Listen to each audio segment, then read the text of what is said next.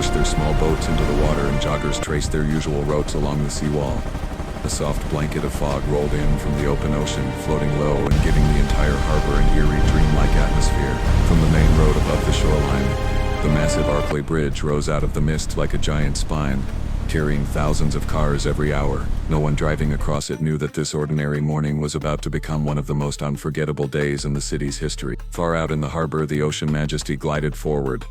Except something felt wrong. Captain Elias Ford, a man with 30 years of experience at sea, sensed that the ship wasn't responding as it should. He stood at the wheel, frowning as the navigation screen flickered. A technician nearby tapped desperately on the console, trying to reboot the system. "Captain, we're losing engine control," he said, his voice trembling. The captain leaned closer, watching data vanish from the screen like melting ice. The ship's thrusters roared unevenly, pushing the 1,000-foot-long vessel slightly off its designated path.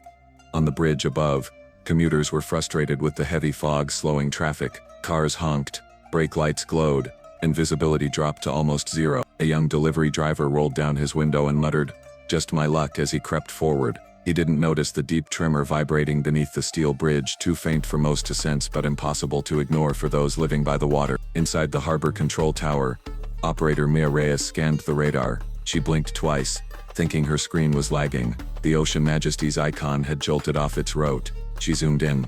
Then her stomach dropped. The ship wasn't turning. It was drifting directly toward the center span of the Arclay Bridge. She grabbed her radio. "Ocean Majesty, this is Harbor Control. You are off course. Repeat, you are off course. Respond immediately." Static answered her. Down on the water, the ship burst out of the fog like a ghost made of steel. Cars on the bridge screeched to a stop as the monstrous shape became visible, heading straight for them. People stepped out of their vehicles in disbelief. Some screamed, some froze, some prayed, and at 9:18 a.m., the nightmare moment began. The unstoppable ship was only seconds away from slamming into the heart of the Arclay Bridge. At the exact moment the Ocean Majesty reached the shadow of the Arclay Bridge, time seemed to freeze. Drivers left their cars and backed away, staring in disbelief at the towering white hull rising out of the fog like a floating skyscraper. A mother clutched her daughter's hand and whispered, "Don't look," but the girl couldn't turn away. The ship was too big, too close, too unstoppable. Then it happened. The bow of the ship collided with the bridge's central support pillar. In an explosion of sound, metal screaming, concrete bursting and water erupting upward as if the sea itself had been punched. The shockwave traveled through the bridge like electricity through wires. Entire lanes of concrete cracked open, forming giant fractures that stretched from one side to the other. Cars pitched forward. Some fell instantly. A red pickup truck slid helplessly over the broken edge, disappearing into the foaming water below. The mother and her daughter were thrown to the ground, shielding their faces from chunks of shattered concrete raining around them. Inside the ship, the impact hurled passengers off their feet. Plates plaged, lights flickered, and furniture rolled like toys. In the grand hall, a chandelier snapped from the ceiling and exploded on the marble floor. Screams echoed through the corridors as emergency alarms blared non-stop. Captain Elias Ford fought to stay standing. "Engine room. Status," he shouted, gripping a nearby railing. A voice crackled through the intercom, panicked and broken. "Captain, we're flooding on deck 3. Engines offline. Thrusters locked." Ford slammed his hand against the wall, frustration and fear battling in his chest. The ship was drifting with no control, still pushing against the bridge, still causing destruction.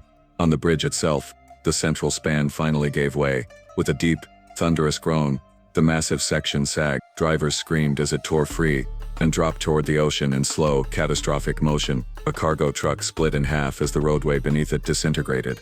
Harbor operator Mia Reyes watched from her tower as the structure collapsed. "No, no, no," she whispered, her voice breaking. She grabbed her radio and shouted, "All rescue teams mobilize. Repeat, all teams. We have a full structural failure." Beneath the chaos, a small boy clung desperately to a twisted piece of guardrail that dangled over the empty space where the bridge used to be. His legs kicked above the deadly height.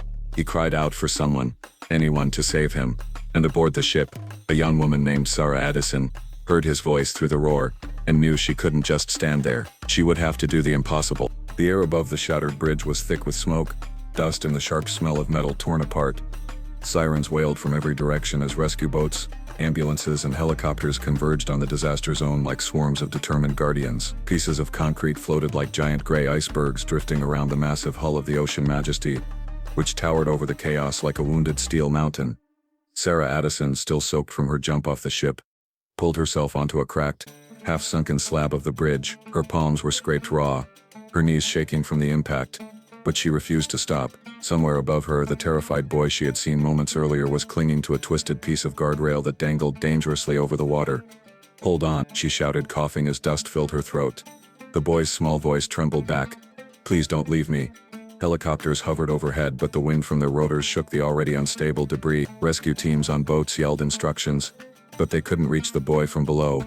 He was too high and too close to the collapsing edge. Sarah took a breath, ignoring the pain stabbing down her side, and climbed up the tilted slab toward him. Every step wobbled.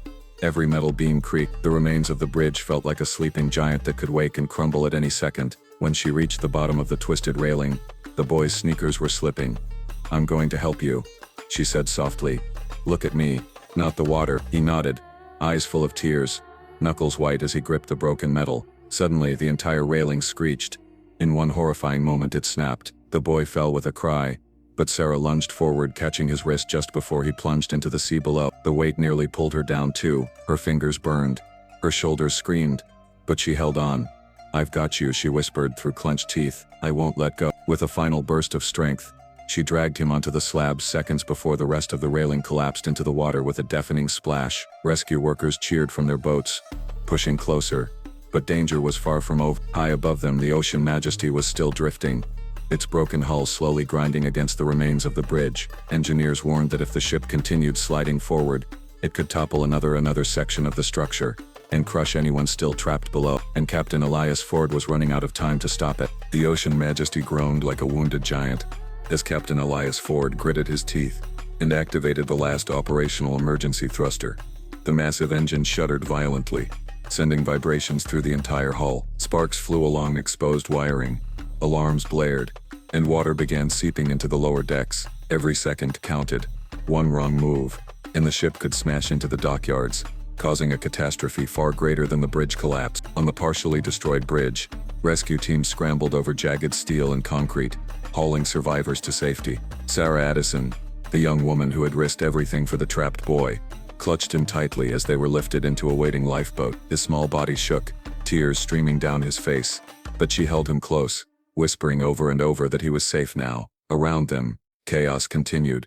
The fog mingled with smoke from fires, and emergency lights reflected off the churning sea below. Inside the ship, Captain Ford fought the controls with every ounce of strength. The thruster roared one last time, and the Ocean Majesty slowly pivoted, scraping along the jagged remains of the bridge. Concrete and steel crumbled under its weight, but it narrowly avoided crashing into the densely populated dockyards. The vessel shuddered to a halt, partially submerged but stable enough to prevent further disaster. Exhausted, the captain sank to his knees, staring out at the wreckage, and the water filled with debris. As helicopters hovered overhead and rescue boats navigated the debris-strewn water, the survivors were pulled aboard, shivering and crying, but alive. Reporters and drone cameras captured every angle, broadcasting the scene to the entire world. The bridge lay in ruins, the ship was wounded, and countless lives had been forever changed. But amidst the destruction, small acts of courage shone brighter than any headline. Sarah watched the boy cling to her, realizing that heroism didn't always come from rank, uniform, or title. Sometimes, it came from ordinary people refusing to look away when someone needed help. Around her, others did the same, pulling strangers from the water, helping the injured, and staying calm in the chaos. As the sun dipped below the horizon, casting orange and red reflections across the water, one truth became clear. Even in the face of disaster, hope endures. And sometimes the strongest heroes are the ones who step forward when everyone else freezes.